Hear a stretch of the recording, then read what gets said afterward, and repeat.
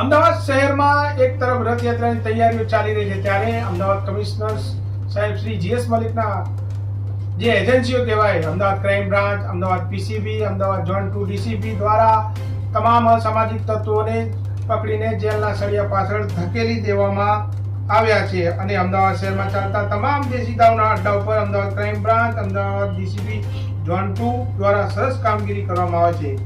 પરંતુ વાત કરવામાં આવે અમદાવાદ કમિશનર પોલીસ કચેરીની પાછળ અમદાવાદ ખુલ્લેઆમ દેશી દારૂના વેપલા ચાલી રહ્યા છે. અમદાવાદ શહેર પીસીબી ક્રાઇમ બ્રાન્ચ ઝોન 2 અને અમદાવાદના માધુપુરા પોલીસ સ્ટેશન વિસ્તારમાં ચાલતા દેશી દારૂના અડ્ડા તેમને કેમ નથી દેખાતા?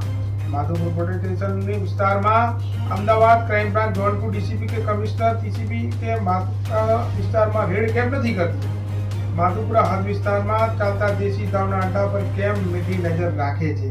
તમે આ દ્રશ્યોમાં અમે તમને બતાવી રહ્યા છે કે અમદાવાદ માધુપુરા પોલીસ હદ વિસ્તારમાં ચાલી રહ્યા છે ખુલ્લેઆમ દેશી દારૂના અડ્ડા. આ દ્રશ્યોમાં ખુલ્લેઆમ કોઈ ડર વગર દેશી દારૂના અડ્ડા ચાલી રહ્યા છે. જુઓ આ વિડીયો.